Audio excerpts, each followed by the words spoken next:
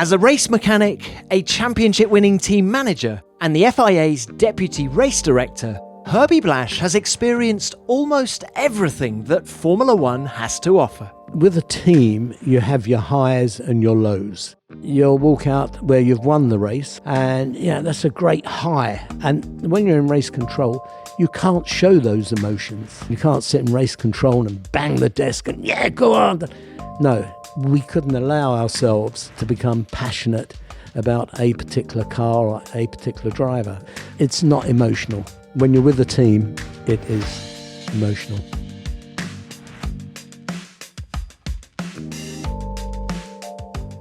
Hello and welcome to F1 Beyond the Grid. I'm Tom Clarkson, and this week I'm speaking to a bona fide Formula One legend. A man who's worked at the top echelon for more than 50 years and whose enthusiasm for it today is as infectious as it was when he started out. Herbie Blash's F1 journey began as a mechanic with Rob Walker and Lotus in the 1960s. And he went on to become team manager at Brabham, where he won more races and more world titles. Then came his decades with the FIA, where his job was to keep the teams in line and ensure the smooth running of the sport. In short, what Herbie doesn't know about Formula One isn't worth knowing. He recalls some fascinating stories. He talks about his relationship with Bernie Ecclestone and some of the tricks that Brabham got up to in order to win. Plus, what it was like to work with champion drivers like Niki Lauda, Graham Hill and Jochen Rindt. F1 is much safer now than it was at the start of Herbie's career, and we talk about how he coped with the death of Rindt at Monza in 1970 and whether such driver fatalities made him consider quitting. He also tells me how he and Charlie Whiting became such close friends, and he shares his passion for motorbikes and much, much more. I hope you enjoy our conversation. What a career, Herbie. You've spent more than 50 years in and around Formula One. Do you love it as much today as you did back in 1968 when you joined Lotus for the first time? Yes, I do. I follow it. Although I'm not going to all of the races, I follow every practice session, every qualifying, read about it every day. But if I was to say the old days were a lot more fun, the politics never existed as such. The teams were very small, everybody knew everybody, and it really was a family. The whole, going back to the 70s, for example, the whole team, the whole of Formula One, including the drivers, for the flyaways, we'd all be on the same aeroplane. And so it was very small. And when you look today, maybe two teams was the equivalent to what the whole of the Formula One paddock used to be back in its day. It has grown exponentially. What is it about F1, though, that has kept you intrigued all of that time? It's just pure passion. And it's a passion when I look back as to why did I have an interest in racing? And I remember when I was in my primary school at the age of 8, and we used to have these films once a term, and they were the old Shell films, which showed New Volare, etc., etc. And I remember I used to get so excited, and then I started to read about it, and that's where my passion started. What excited you? That primary school kid, what was it? Was it you wanted to be a driver? Was it the technical side of it? No, obviously I wanted to be a driver. And I also remember there was a little go-kart manufacturing company that was based in Leatherhead. And I used to go there and stand looking over the fence with my mouth wide open, just hoping that one day I could actually sit in a kart. And I had that opportunity, I think I was about 10 years old. I wanted to be a driver, but unfortunately never had the finances. And to be honest, I don't think I would. I know I would not have been good enough. I did try, but not successfully. Well, look, while we're reflecting on the first seeds, the acorn of Herbie Blash and his passion for Formula One, can you remember the first F1 race you saw? Yeah, it was the first race that I went to, and that was down at Goodwood. and that was with Rob Walker, and we had Joe Bonnier and Joe Siffert. We had a Brabham Climax and a Brabham BRM, and of course I was just the boy, I was just the gopher, carrying the fuel, washing the wheels, etc., etc. And yeah, I thought, wow. What year was that then? So that would have been 64 or 65. I remember Jim Clark he'd just won Indianapolis, so that was 65, I believe. And yeah, that was it. After that, there was no stopping me. Obviously, I wasn't at Lotus at the time that Jimmy was driving, but I do remember going with Rob Walker to some races, especially the British ones, and seeing Jim Clark in the Lotus Cortina, for example. And for me, he's still my hero. The fact that, he drove so many different formulas, which meant using different tyres, different setups. You look at Formula 1, Formula 2, saloon cars, sports cars, NASCAR. The guy was a winner in everything. So for me, as a youth, going to Lotus, and still, when I first went to Lotus, people were still talking about Jim Clark. It was everything was still Jim Clark. Yeah, Lotus, it was like a dream come true for me. What state was Lotus in, though? You joined in 68 after Jimmy's death. When a driver died in those days, how much did it shake a team to its core, particularly one of Jimmy's abilities? To be honest, I can't really give you a true feeling about that. I can talk about my own episodes later on where I've been involved in fatal accidents. But with regards to Lotus, you say what state, you just worked as hard as you possibly could. Everybody was going forward. Obviously, there was a couple of people that were actually very close to Jimmy, and that affected them very badly. Obviously, the mechanic, Dave Sims, Beaky, it took a good year for him to start to really get over that. But everybody else, no, it was just carry on working. It was just different times, wasn't it, really?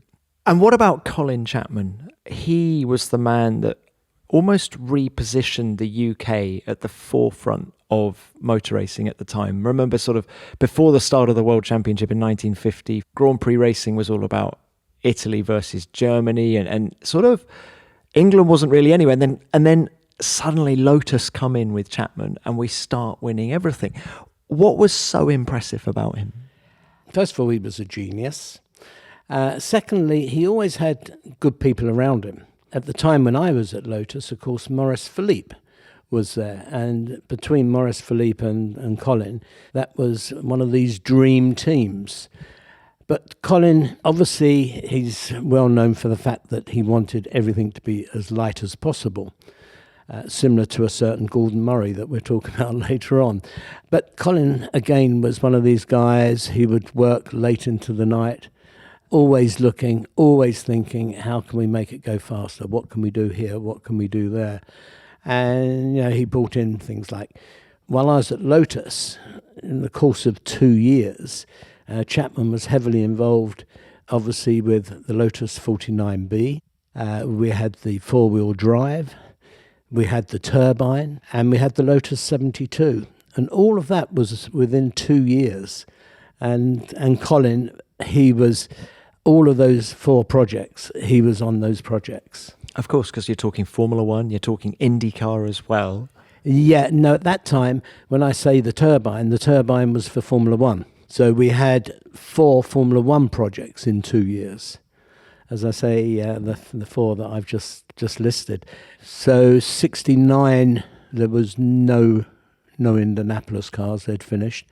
The Formula 2 cars, they were running from Lotus components, and of course Bernie had the Jochen Rindt Racing Formula 2 team after Winkelmann. The other car that was running from our workshop was the Europa, the Lotus 62, I believe it was called. So in that workshop, and the workshop only consisted in total, I would say, round about 20 to 25 people. and that was the actual, you had to manufacture the cars. Everything was more or less done in-house, apart from obviously things like uprights, castings, but the majority of the car obviously it was all in aluminium in those days. Everything was done within this one workshop. And when you worked at Lotus, and I remember when I started, when I left Rob Walker's, Tony Cleverly, the chief mechanic there, said to me, "You're going to enjoy the all-nighters." I started on Monday morning, and I didn't get back to the flat that I was in until Wednesday morning. Welcome to Lotus. And that's back at the factory. What was life like at a racetrack? Well, first of all, at a racetrack, Lotus, with Colin, you were always modifying the car. And number one, we would be normally the last to arrive at the racetrack because we've just been working all night back in the factory. Our transporter had 2 bunks and 3 seats, and the whole team, which was 5 of us, you would drive through the night, literally sleeping, get out of the bunk, swap over the driving positions while we were still going. You arrive at the track, and in those days, this was pre-Bernie, you would sometimes have practice at 9 o'clock in the morning, and then it could be 6 o'clock in the evening. You never worked at the circuit. You used to load the cars up, take them off to a garage, and then work on them away from the track. There was no such things as canopies or pits that you could work in. And we would arrive back. I'll never forget, a couple of major events. One was Monte Carlo after the wings were banned.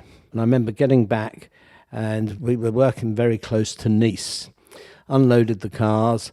Right, let's see if we can get something to eat. And Colin Chapman came straight in and said, right, okay, first of all, we're going to have to do some manufacturing of some engine covers. And he started drawing them, and we never got anywhere near a restaurant, and we worked all night. And then literally it was straight to the circuit the next morning. And Colin and Graham Hill, they would both sit down and they would list 1 to 20, and they would come up with 20 jobs, both of them. And that was one of the early days when I met Bernie, and he saw us. We were working in this garage, and he took Colin Chapman away for dinner, and it was like, oh, wow. Oh, what a relief. And Bernie knew what he was doing, that he was kind of helping the mechanics have a slightly better life. But it was just non-stop work. That is extraordinary. When you think of today, particularly with the curfew that we have just to help the mechanics, it's different times. Well, the curfew was brought in. I have to say I was partially responsible for bringing that in, along with Charlie. The only mistake that Charlie and myself made was we ended up being first at the circuit while all the teams were still waiting outside, not allowed in. And then by the time we would leave the race control, our office, the paddock would be completely empty. So the curfew worked, but not for Charlie and myself. Oh, now you mentioned Graham Hill there. You have the extraordinary record of having worked with both Graham and his son Damon, both world champions, of course. Who was the more naturally talented driver, Graham or Damon? Wow. Obviously, 2 drivers in 2 different eras. Obviously, when Graham was driving, the cars were a very, very simple car. You know, I remember the sort of things, you know, you would obviously be adjusting the suspension, etc., etc. Whereas by the time Damon was driving the car, there wasn't so much basic adjustments that you would do on a car. I would have said maybe Graham was the more natural driver. And again, he was driving in different disciplines. He was driving, obviously, Formula 2. He was driving in Indy cars, for example. But saying that, Damon did have, obviously, tremendous ability. You don't become world champion without it. If you look back how Damon actually took the ball by the horn, so I'm varied from the Formula 3000, where Middlebridge was helping him, dropping him in the deep end, obviously stepping in after Senna. Different drivers, different times. Both of them I take my hat off to. When Patrick Head came on this show, he said that perhaps Damon's greatest achievement when he was at Williams wasn't the 96 championship. It was the way he picked up the team after Ayrton was killed in 1994 and just carried them through the rest of that season. Yeah. Mentally strong. Yeah. Damon was obviously very, very strong mentally. I know in his World Championship time, though, the pressure was getting to him. And I remember George Harrison kind of helping him learn how to meditate and how to calm things down. And he then came back and won the championship. The very sad thing was, of course, that then he left Williams. But left Williams and came to work with you, Herbie, because you had so many shirts on in those days. You were obviously working for the FIA, we'll come on to that, but you were also running Yamaha's Formula One program. And in 97, Damon drove the Arrows Yamaha. He came so close to winning the Hungarian Grand Prix in 97. Damon Hill is now on his 76th lap out of 77. It's a nail-biting situation with Villeneuve gaining. 24 seconds is the gap now between the A-Lings, slowing Damon Hill. There he is. Oh no, he's cruising, Murray. He's absolutely cruising. He's obviously lost a lot of use of the throttle or something. Look, he's going very, very slowly. Villeneuve's going to take the lead. Villeneuve is going to win the Hungarian Grand Prix. Oh, Damon, the whole of the world's heart will go. Villeneuve takes to the grass. Was leading until a technical problem slowed him and he finished second. Can you describe your disappointment as he crossed the line in second place? Well, first of all, in those days, that year and the year before, I used to turn up originally with my Yamaha clothing on, and I'd go through with my Yamaha team, which was obviously Japanese. We would go through what we were going to go through, and that year, of course, it was the Arrows Yamaha team with Tom Walkinshaw.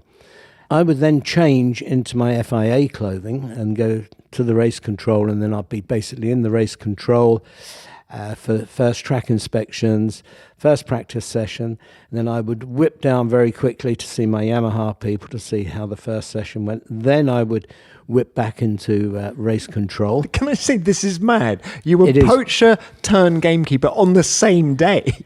Exactly. And the most amazing thing is that all of the teams, they all knew that I was with a team and with the FIA, and not one complained. And I never gave anybody the opportunity to say that, he's doing this or doing that. And also it was a little bit embarrassing because, which we'll maybe come on to in a moment, but Bernie and Max at one time wanted me to be the starter as well. And I would have been the starter and having my own team running. So anyway, Charlie then took that role of starter. Going back to Hungary, I was in race control, and I was obviously getting quite excited, but I couldn't show my emotions because, as I say, I was wearing FIA and I was in the race control, obviously running the race. And about 2 laps from the end, one of my guys came on the radio, congratulations, fantastic. And then bang. And it was so sad because the Yamaha program, it wasn't a hugely successful program, unfortunately.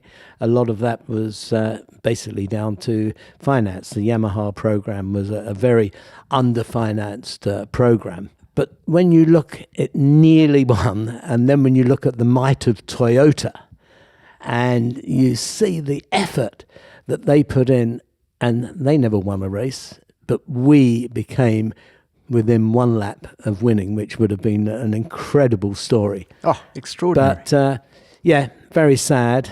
And that, unfortunately, was also the last season for Yamaha in Formula One.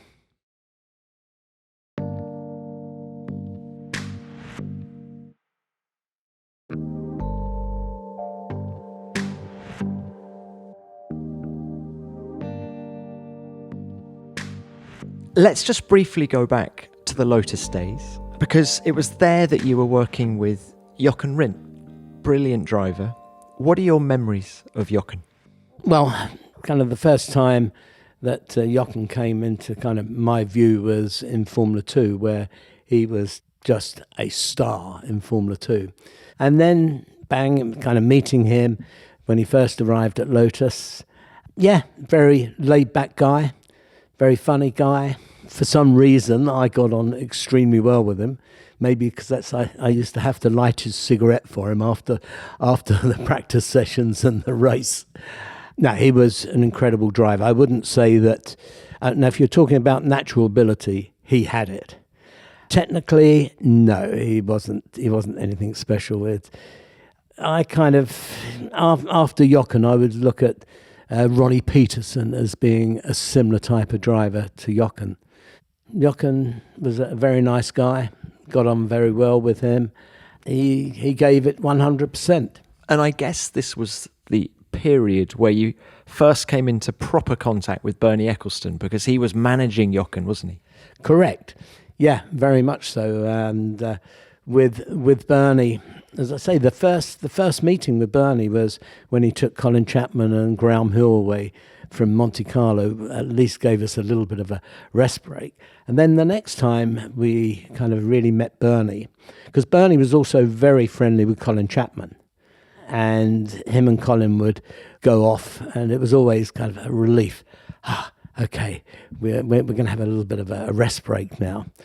But then I think it was 1969. It was Brands Hatch, the British Grand Prix, and we won that Grand Prix. And there was a little bit of a issue with the rear wing, the height of the rear wing. And I remember Bernie getting heavily involved there. Yes, well, you're measuring on this stone, you're not measuring on that stone. And Bernie was acting like what he was, a used car dealer. And also at that particular time, it was the first time that I started to kind of understand bending the regulations, because my job was actually to kneel on the wing end stays to reduce the height of the rear wing. And then later on in my motor racing career, I think you know that with Brabhams, we used to take things to the limit and over. That's Formula One, is taking it to the limit, though, in everything. Yeah, for me, I remember, we would sit down in the early days, especially kind of with Gordon and Bernie, and we'd look at the regulations, and you'd be looking, righty-ho, now what can we do here to take that regulation to the limit, and maybe a little bit over, and just hope that you don't get caught. We'll come on to Brabham, but when you got to know Bernie in the Jochen Rindt era, did you have any inkling that he wanted to be a team owner at that point? Well, first of all, you've got to remember he was a team owner because he owned the Jochen Rindt Formula 2 team. And if you started to look, Bernie, remember, had his own team with the Vanwalls. What, Stuart Lewis-Evans and... Yeah, back in that era. And remember, Bernie actually did try to qualify a Formula 1 car in Monte Carlo. So, yeah, he was a team owner. After Jochen was killed, basically the communication between myself and Bernie was very limited. And then out of the blue, he informed me that he was going to buy a team. Let's put it this way, it didn't surprise me.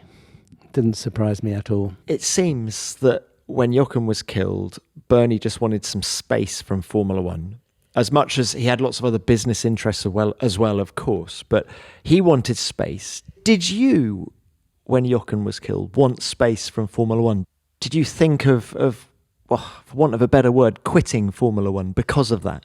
Yeah, I did, because I had seen other fatal accidents in Formula One and people, obviously, that I knew. And I never forget at Hockenheim having breakfast, and then the next day they weren't there for breakfast. But when it came to Jochen, that did hit me very hard, because unfortunately, I was the boy of the team. I was just 21, and I had to help Bernie clear everything up, and then I had to take Jochen's car back to his home in Switzerland, loaded with his bits and pieces in from the hotel room. And I was on my own because Colin got the team to move out of Italy immediately because obviously he'd been through that situation with Jim Clark and Von Trips. And as we know from the Senna, for example, they impound the car and basically you might never get that car back. And you're not even allowed to go and inspect it to see what might have actually caused the accident. So Colin moved the team out and left myself, and the one guy that I was working with was Bernie. And so that was really the start of a close relationship. So you drive Jochen's road car back to his home in Switzerland, and is that the time that you were questioning your future? No, because obviously I was still in shock. And I just remember arriving at the gates and driving down, and there was Nina standing on the balcony waving. And I never forget going through my mind, she must be thinking this is Jochen arriving back home, because the way she was waving. And then when she opened the door, and there was Piers Courage's wife there. And, of course, Piers had been killed, 5 weeks earlier. And I'm now sitting down, having a cup of tea, and both ladies are crying. And then from the top of the stairs, Jochen's daughter, Natasha, is at the top of the stairs, Papa, Papa, Papa. And now I'm 21 years old. I've just been working with a driver that's just been killed, and now I'm with his wife and another lady whose husband had lost his life. And I never forget thinking, what am I doing? And it was then on the way home, in fact I travelled with Piers's brother who turned up at the house later. And when I got back home, that's when I thought, I just don't want to be involved in this anymore. So it was a very tough time, and when I look back on it, there was nobody at Lotus that really kind of put an arm around you and helped you. You were very much on your own. In your experience, how do racing drivers justify the risks associated with the job? Just changing the subject now, I'm going to go on to motorcycles, because I know quite a few motorcyclists, and I've never been, but I do follow the Isle of Man, whereas last year there was 6 fatal accidents. And there's a current rider, Michael Dunlop, who, his uncle, father, brother, I'm not sure which, but like 2 of them, unfortunately, have lost their lives. And he's still racing. And you listen to him, and there is no fear. If it happens, it happens. I'm going to die doing something that I love.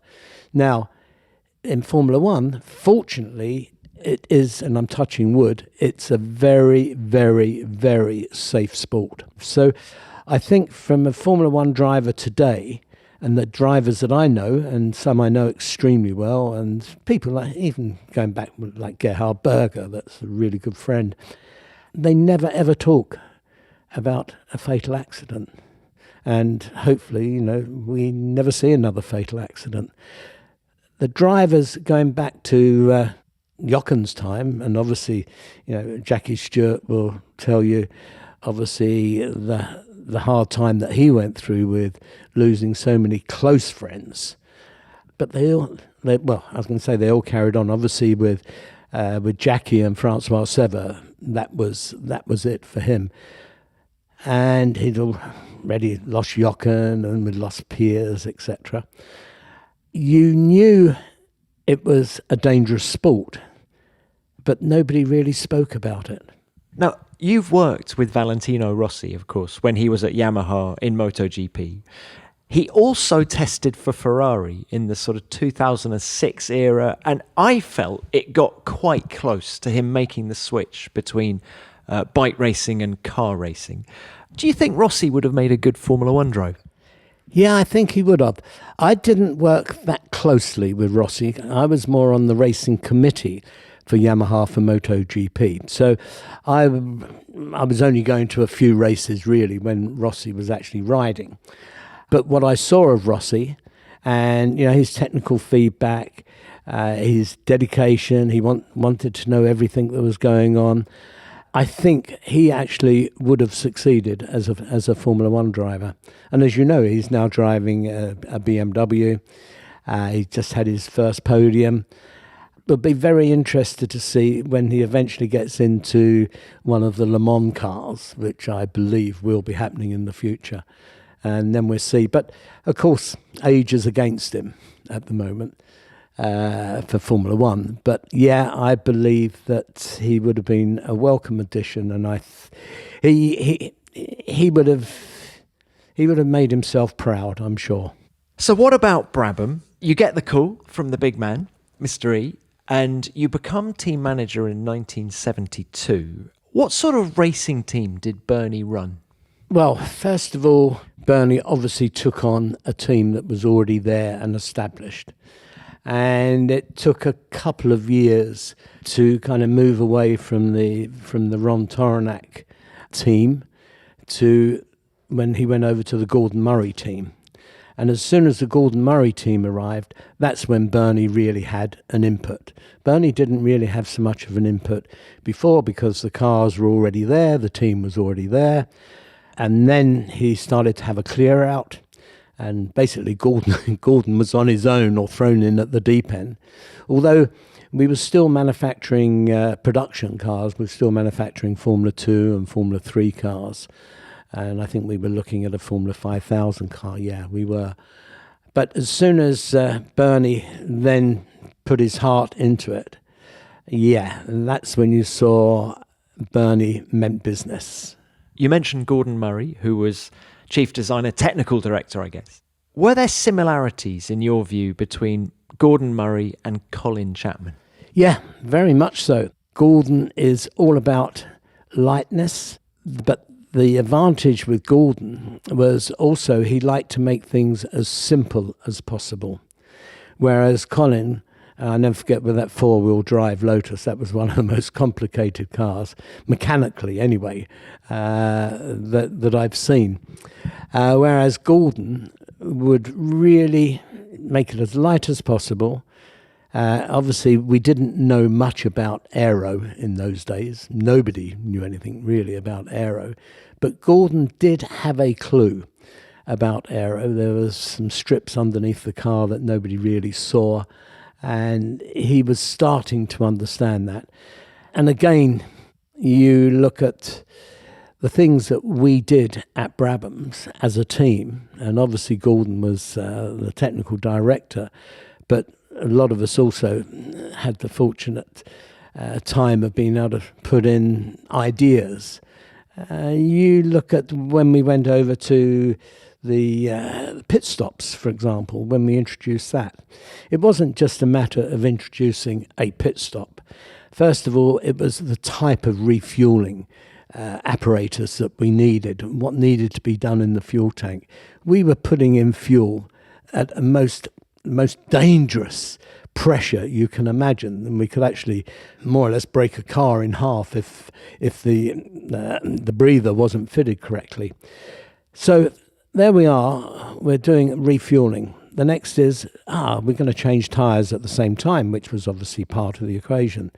So we then went over to air jacks. Nobody had air jacks. We went over to wheel guns. Nobody had wheel guns.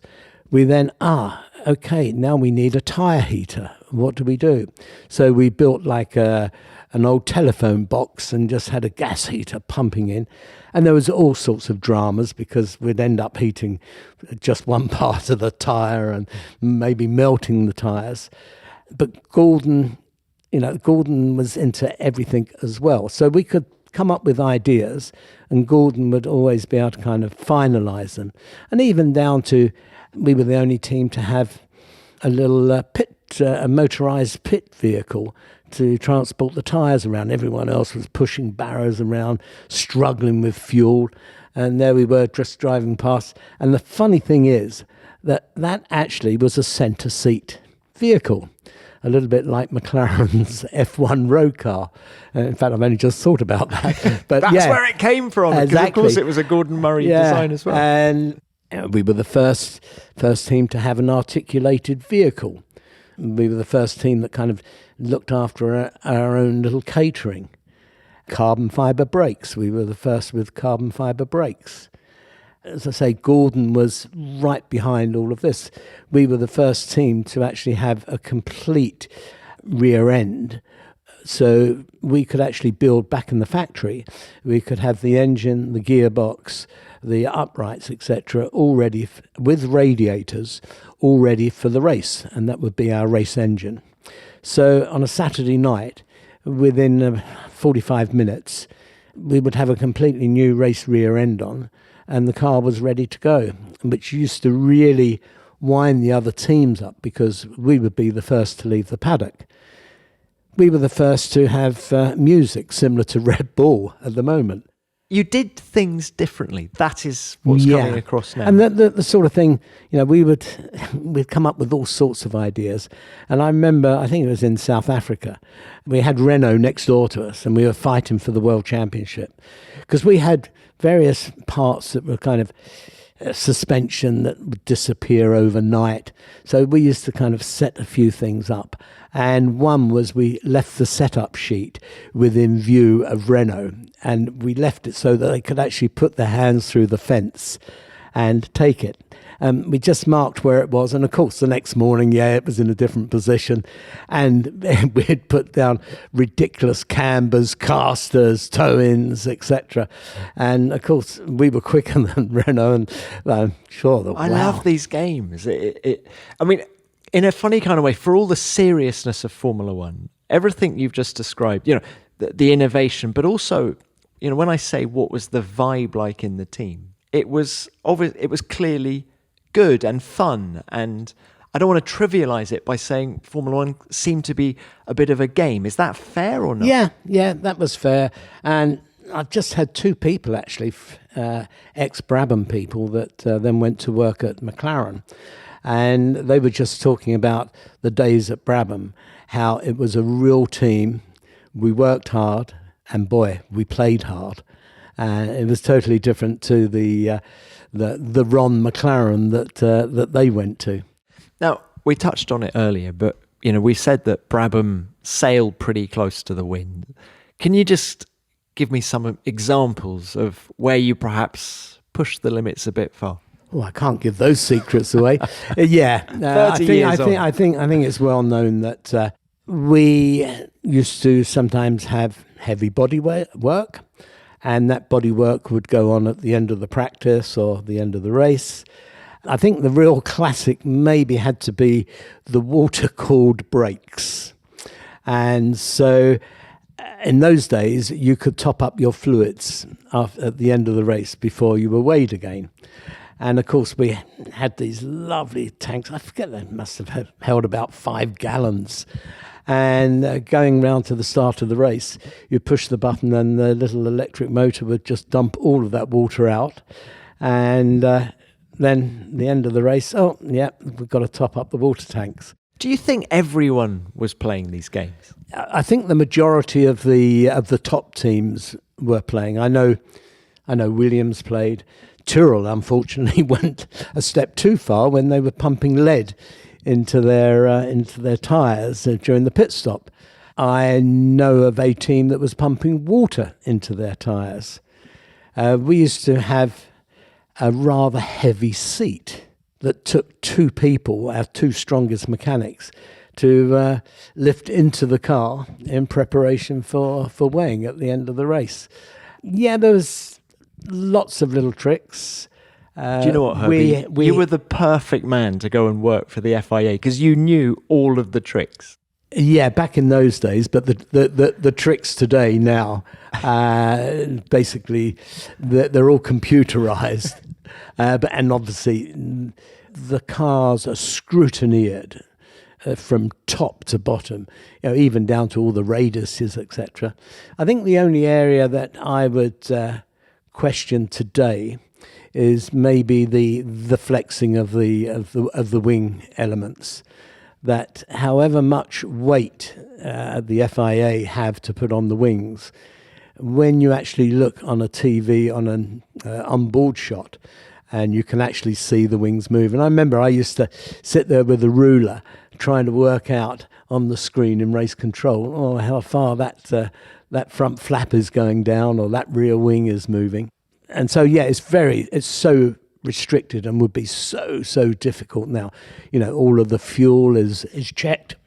Yeah, just everything is checked. Whereas, of course, in our day, back in those Brabham days, it was very relaxed and it was so easy to do things that you shouldn't do. We had a very special lightweight Monte Carlo qualifying car. And of course, in those days, you didn't have to race with the car that you qualified in.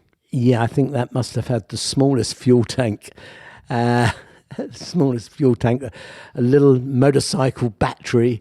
It wouldn't have been able to do more than, 6 laps. And then the drivers as well. Nelson, what impressed me in the very early days, I knew Nelson because I had an interest in Brazil. Because originally I was with Wilson Fittipaldi and then obviously Carlos in Pache. F2. Yeah, but then Carlos Pache in Formula One. And Emerson I knew. In fact, I was the first person to put Emerson in a Formula One car, which Emerson is very happy to acknowledge that one Sunday at Lotus, and I saw this spotty little Brazilian boy looking around the corner and, what do you want? And he said, this is the Formula One. So I called him in and got a step and put him in the Lotus 49. And I think he was in there for about 20 minutes, turning the steering wheel. And and Emerson's very happy to, in fact, it's in his book that I put him in the Formula One car. What an extraordinary story. And actually, just while we're on that topic, not just Emerson Fittipaldi, actually. I read recently that Nelson Piquet's first contact with Brabham was as a gopher or a mechanic at the 1974 Brazilian Grand Prix. It wasn't actually at the Brazilian Grand Prix. It was in Brasilia, which was a non-championship race, which was the week after the Brazilian Grand Prix. And he was a gopher, and we put him in the boot of the car, take him in, and there he was cleaning the wheels. So, knew Nelson, and then when he came over, I personally started to take a close interest as to how he was getting on. And we were racing in Paul Ricard, Formula One, and Nelson was in Formula 3. And Nelson was telling me how his lap belts and his seat belts, he basically extremely loose, because down the straight, it would enable him to submarine in the car, just so that for the wind resistance, for drag. How it's the long Mistral straight at Paul Ricard. Yeah, highly dangerous. Another time, he had a helmet that, it was just made of fiberglass. As soon as we found that out, obviously we stopped that. But he was just doing whatever he could for weight. So you can now see one of the reasons why Nelson and Gordon formed that team, the same as in some ways Jim Clark and Colin Chapman. They were a relationship. And I suppose today you could say the same obviously with Adrian Newey and Verstappen. It's just a team that really gels together and works. Look, while we're talking Nelson Piquet, 3-time world champion, obviously, 2 of those coming with Brabham. But in terms of what he was doing in the cockpit, if we can just focus on that for a second. Brilliant. He was brilliant. Quick. Absolutely, yeah. He was quick. He was very intelligent. He learnt a hell of a lot from Niki Lauda. Because they were teammates, of course. Yeah, and they got on really well together. And then Niki actually got Nelson into aeroplanes and getting his own license, etc. And they remained very, very, very close for a long, long time.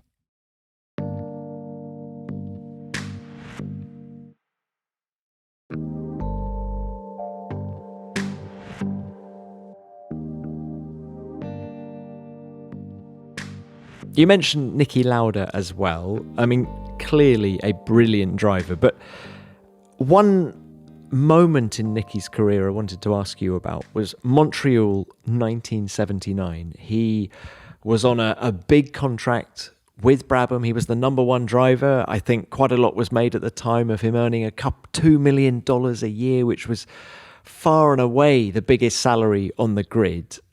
Yet he comes in after a practice session and says, Bernie, I've had enough. What do you remember of that? So he came into the pits, I think it was after the first practice session. Came in and Charlie was actually his chief mechanic. And he went through with Charlie and he gave Charlie a little list of jobs to do. And then he got me to walk down with him, because back in those days we used to be based where, it was about 400 yards away, where the boat sheds were in Montreal at the bottom of the lake. And we had a small motorhome there. And he was asking me where Bernie was. I explained, so off we went. As we were walking down, he said, I'm not getting back in the car. You know that, don't you? I said, what? He said, no, I've had enough. And he said, I'm going to go and buy that aeroplane. Now, just before we get back to the walking in to the motorhome with Bernie, I knew the chief training captain for British Caledonian. And he arranged, when we were racing at Long Beach, to go to the McDonnell Douglas factory. And I went with Niki. And Niki, we managed to get him into a simulator, which is what it was all about. We met, I can't remember, but we met someone who had been to the moon. And driving back, Niki said to me, he said, I'm going to buy one of those. And it was a laugh and a joke. And then when we were walking down, that's when he said to me, I'm going to go and buy that aeroplane, which, needless to say, that's exactly what he did. And that was the start of Lauda Air. But anyway, we arrived down into the caravan, walked in, and he told Bernie, that's it. Do you think Bernie was expecting it?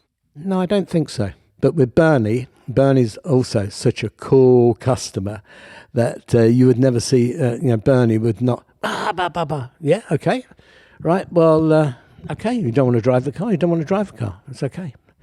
I really can't remember the whole conversation, but it wasn't a very long conversation. But I remember Bernie saying, well, leave your overalls and helmet here because I've got to find someone to drive the car. And there was Zanino outside. Lo and behold, he was a Formula One driver. And Niki literally just walked out. And of course, nobody knew what was going on. Niki changed. And Niki just walked out and just disappeared. So were you surprised when Niki came back a few years later with McLaren? I was disappointed because I would liked him to have come back with us. And especially being that it was our other driver, his ex-teammate, John Watson, with him, which I was very close to John, and like to think I still am, and very, very close to Niki. And especially when they were winning races, and that really hurt because we were kind of going through a bit of a hard time ourselves. But getting back to Niki and the respect I had for Niki, we were doing a tyre test in Sweden, and I was running the test.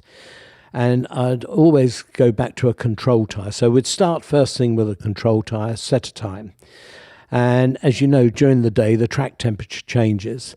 And so with a control tyre, you will know how much the track has changed. And also, in between, you would put on your test tyres, and you might have 2 or 3 test tyres, and then go back to the control tyre. And so you know exactly where you are. And we were coming to the end of the day. And at the end of the day, I always insisted that we put on the control tyre. And Niki was, no, I've got to go. And Niki swore at me, as he used to, but obviously in a bit of a joking manner. This is bullshit, Herbie. I can hear him saying a little bit worse than that. And then, so he jumped in the car and he said, I can tell you now. He said, I'm using this as this is not the actual figures, but I'm going to do a 34.26. Yeah, but just get in and go. And I wouldn't show him the pit board. I never used to show the pit board with a time on when we were tyre testing, because if you saw that you were going quicker, you'd come in immediately. Oh yeah, the tyre's better. So, and Niki was okay with that. And so anyway, he jumped in the car, went off, and it wasn't down to a 10th. He was 200ths out. And after that, whatever Niki said, it was like, he's God. Was Niki the best driver you ever worked with? And I'm including Jochen, Rindt and all the Lotus guys as well. He was maybe the most intelligent. You've got to remember, John Watson, he was a quick driver. And when he was driving alongside Niki, often he was quicker than Niki. Nelson as a world champion, again, very difficult to say, but as an all-rounder, maybe Niki was number one out of the drivers that I've actually worked with. One more I wanted to ask you about was Carlos Reutemann. Yeah, Carlos, a lovely guy, but unfortunately he wasn't consistent. He was very up and down, and as soon as there was a problem, a hiccup, then he was down. I remember Jackie Stewart being able to wind Carlos up by saying, this tyre's that good. And then Carlos would come in, yeah, Jackie says this and Jackie says that. Well, he gave away the world championship, unfortunately, when he was with Williams. 1981 Las Vegas, and you won it. Which he gave to us, which, he should have won that. But again, really nice guy. We all liked him very much. Still in contact with him. I think the last time we saw him was 5 years ago in Brazil. Didn't like the limelight. Kept himself to himself. But very nice guy. But no, I wouldn't put Carlos in Piquet or John Watson or Niki Lauda. I wouldn't put him in that group. And while you were at Brabham, we've talked about some of the innovations and the games that were played. But what about the Brabham fan car? Swedish very Grand good, Prix. wasn't it? And it was completely legal.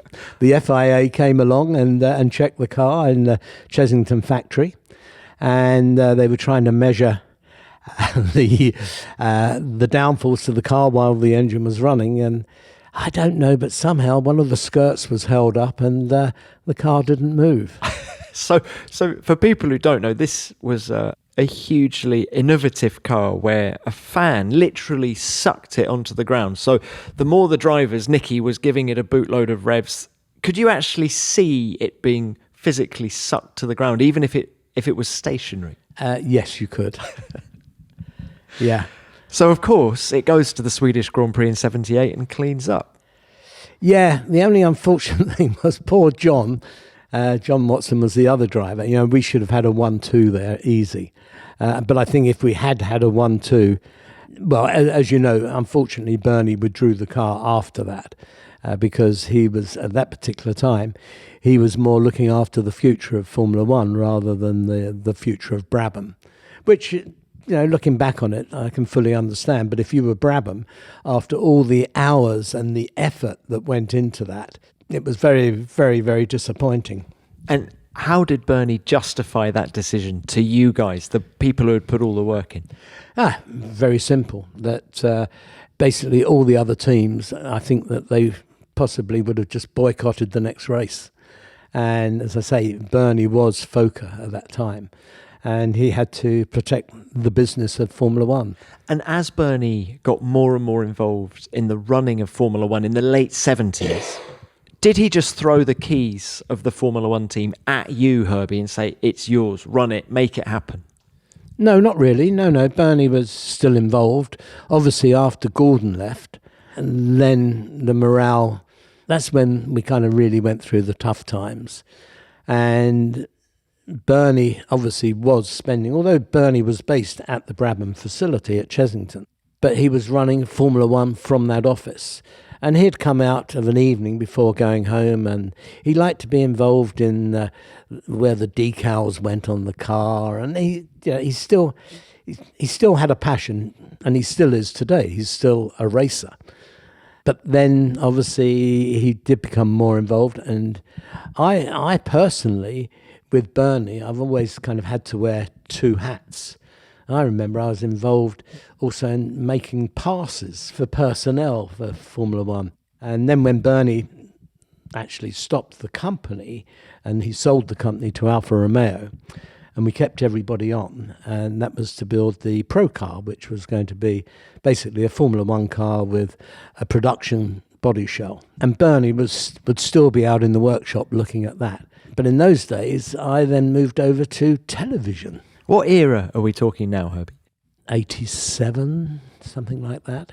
So he sells Brabham in 87 and then you become a TV executive. Correct. And here I am. I'm turned up, my first race. I'm in Rio, and Murray Walker and Rye TV come up to me. Can we have the first unilateral? And, yeah, let me look into that. And also I was dealing with handing out the radio licenses, because we used to charge the people at the circuit if you wanted to go out on radio, and then we had to check who was using the radios, etc., and you had to pay. And these unilaterals, what the hell is a unilateral? And so I telephoned the European Broadcast Union and said, can you tell me what a unilateral is? And they said, haven't you ordered them? No.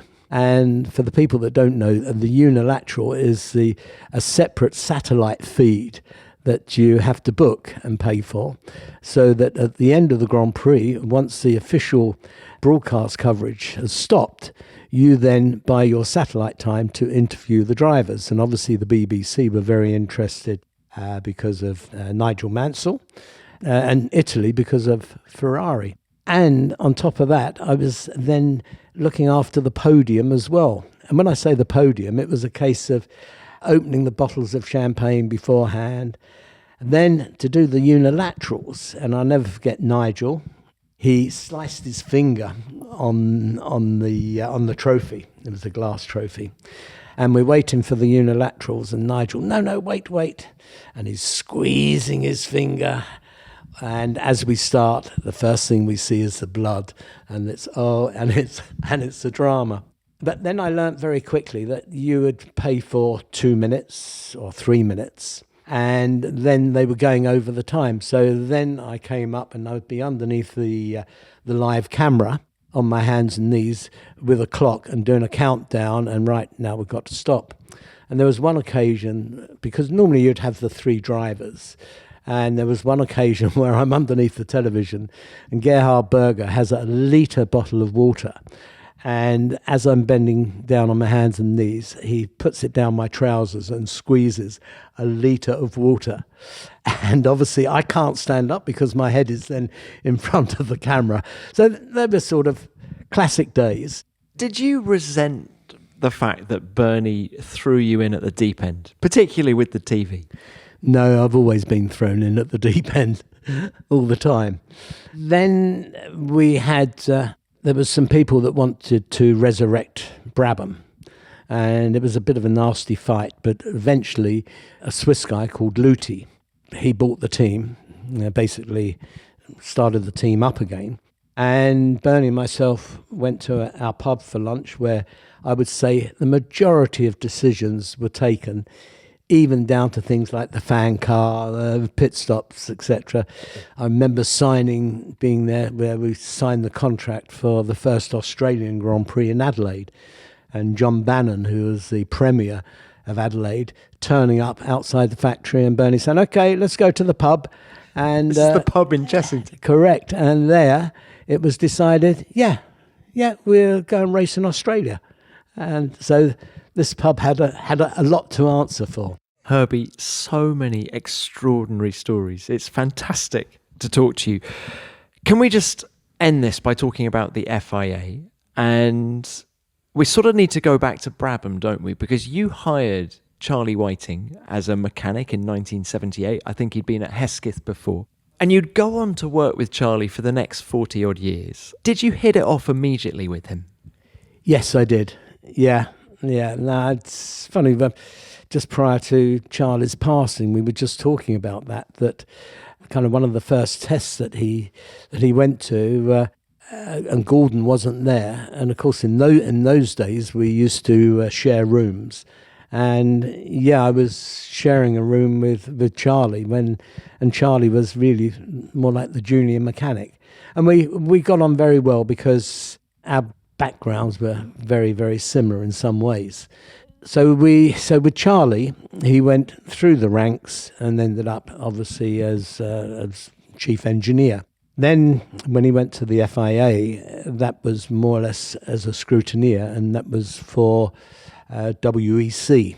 I'm not sure what it was called in those days, but sports car racing, which Charlie went off to do that. Then he moved to Formula One as basically it was scrutineer, really. And then when I became involved, which was, I think, a year later, I had a phone call from Bernie and Max saying, you're going to be helping the FIA next year. I said, well, no, I'm with Yamaha. No, don't worry. We've got this new chap. He doesn't know too much about the racing. He's a submarine captain. And Roger Lane not. Correct.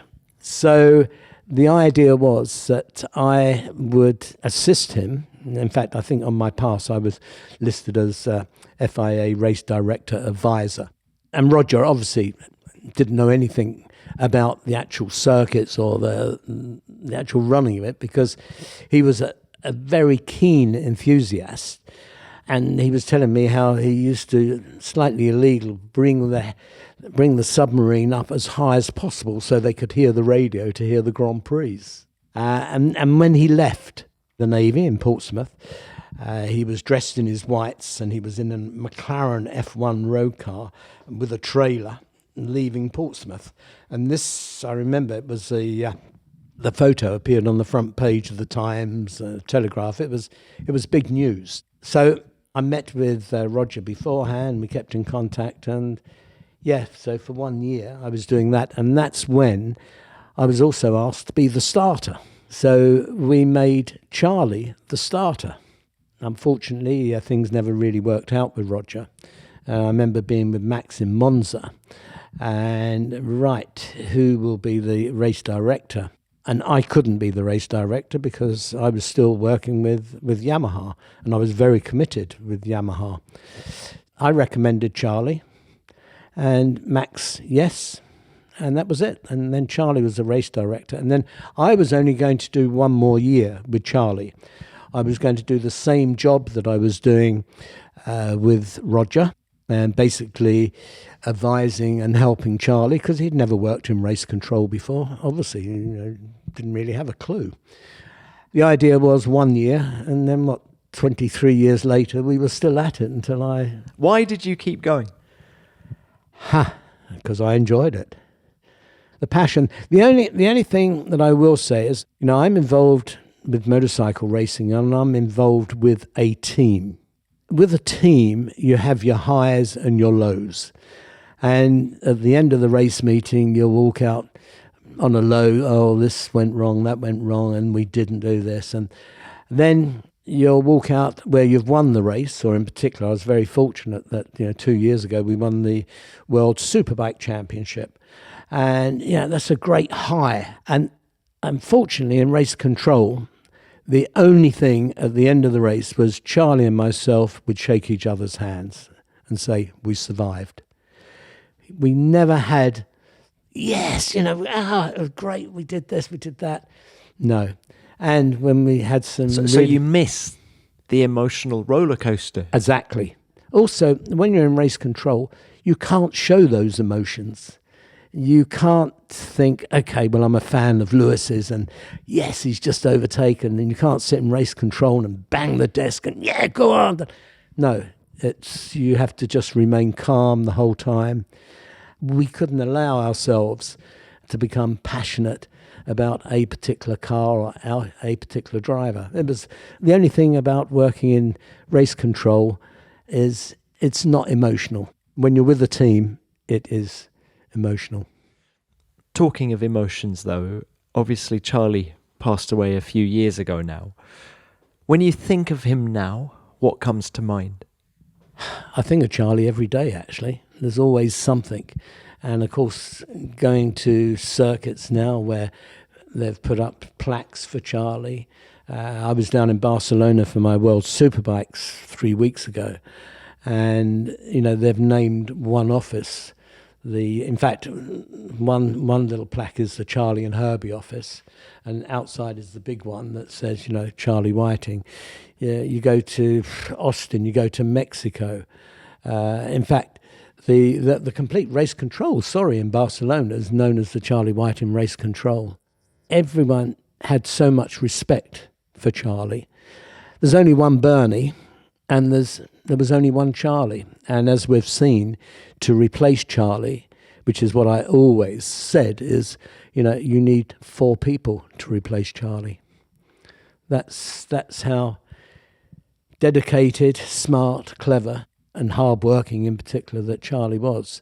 Charlie would never switch off, apart from a few glasses of wine. But even the few glasses of wine, we were always talking about where we could make things better. Because remember, Charlie wasn't just race director. He was technical director, and he had Joe Bauer under him. So Charlie had all the technical directors during the Grand Prix coming into our office, talking, can we do this, can we do that? And Charlie was making that decision. Charlie was also the safety officer. And so that meant circuit inspections, making sure that everything was as safe as possible. Obviously, from a race director's perspective, you've also got to think about safety as well anyway, but he was the official safety director. And, of course, he was the starter. Now, the whole time that I was with Charlie never once was in race control for the start.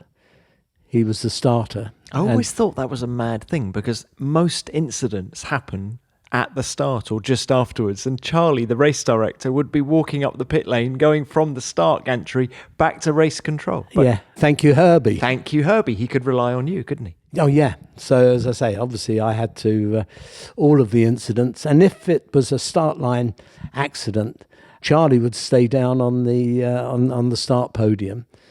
And I'll never forget, we had a few classics, and one was Spa, where we had the big accident after turn 1 on lap 1. 1998. Yeah, and that was a big one. And I just said, red flag. And Charlie was in the position to do the red flag on the start podium. And he said, why? Well, I said, red flag. Don't ask why. But could Charlie ever make a mistake? Yes. Silverstone. If you remember, if a car was starting from the pit lane, you would wait until the cars have gone past the pit exit, and then you would press the green to allow the car that was starting from the pits. And Silverstone, the old start podium, was right over the track, and you had circuit advertising on both sides. And so there was only a small hole that Charlie could look through to see when the car had actually exited the pits. And he was leaning over to press, because he could control the pit exit light from there. In fact, that was the only way you could control it. And Charlie pressed the button to let the car go, and all of a sudden, it was red flag. He'd pressed the wrong button. And Michael Schumacher had his major accident. Red flag, the race is being stopped. The race is being stopped as it was last year. But that's Schumacher, isn't it? I think that's Schumacher not realising that I suspect somebody slowed down under reds, and Michael's come across him at a great rate of knots. Has he hurt his legs? I don't think he should have done. He's hit those tyres, although at quite a rate of knots. But Michael's slamming the steering wheel. I don't know whether it's through frustration that he's out of the race, or frustration because he knows he's injured something. And so the red flag, everyone thought it was for Michael. The red flag actually came out before Michael's accident. So that's 1999 when Michael crashed in the Ferrari at Stowe. Yeah. Had a little bit of luck on our side. And then it happened again in Monte Carlo. Charlie pressed the wrong button, red flag. And then we had the accident at Lowe's where it was a red flag. The whole of Lowe's was completely blocked. And do you remember, Herbie, where you were, what you were doing when you heard that he'd passed away in Melbourne in 2019? Yeah, unfortunately, I was in Thailand for World Superbikes, and I didn't have my phone switched on. Woke up in the morning, a little bit sad. First thing I did was just opened up my iPad and saw this news. And I remember I closed the iPad. Yeah, I'm dreaming. And then I really woke up with a startling, wow. And the first person that I could get hold of was Tim Schenkin. And I didn't realise that they'd been trying to get hold of me during the night, but my phones were switched off because they didn't have the phone number for his wife, Juliet.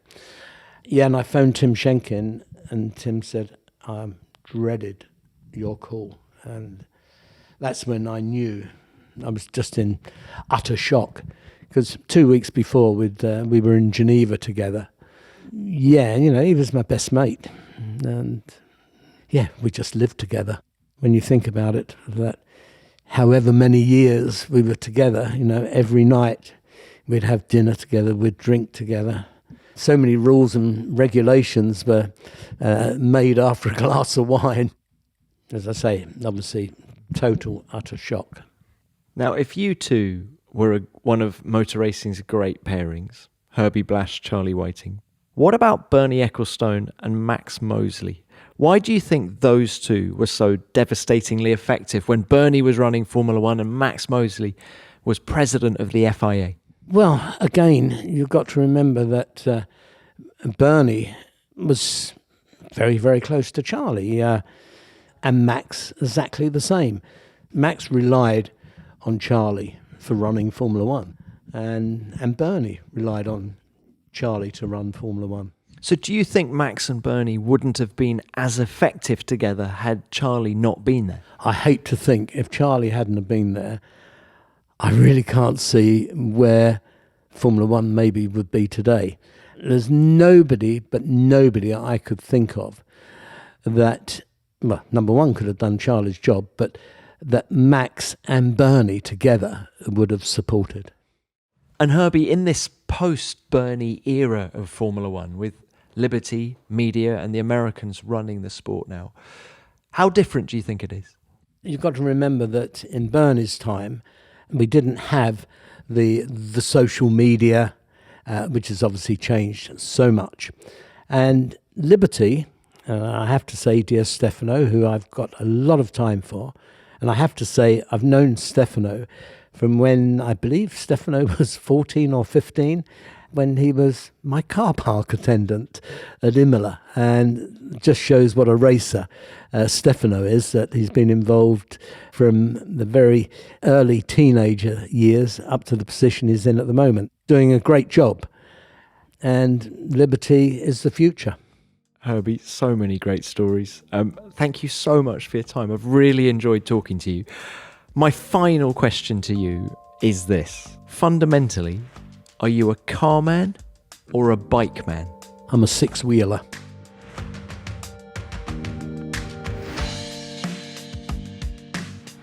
Six wheels on Herbie's wagon. Wasn't he brilliant?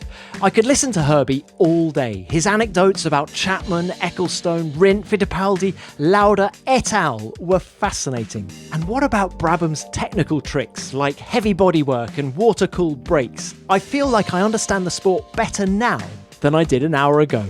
Herbie, many thanks for your time. It was great to chat, and I look forward to seeing you again at a race soon. Please send in your thoughts and stories about Herbie Blash. What did you think of our conversation? What was the highlight for you? Send me your thoughts via all the usual means. I'm at Tom Clarkson F1 on Twitter, or you can use the hashtag F1BeyondTheGrid. Which brings us on to what you sent in about Otmar Safnauer after last week's show. Wow. Talk about timing. Otmar and I recorded that show the week before the Hungarian Grand Prix, and 10 days later, he was shown the exit from Alpine. What an extraordinary and often ruthless sport Formula One is.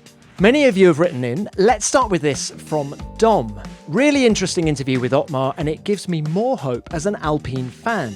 I agree with Otmar that the team needs to act like pirates to get up the grid, and the power unit deficit sounds quite ominous. So I hope that can be resolved soon. I agree, Dom. However good those updates were at Spa that they ran on the car, until they find equality with the other power unit manufacturers, it's going to be difficult for Alpine to win races.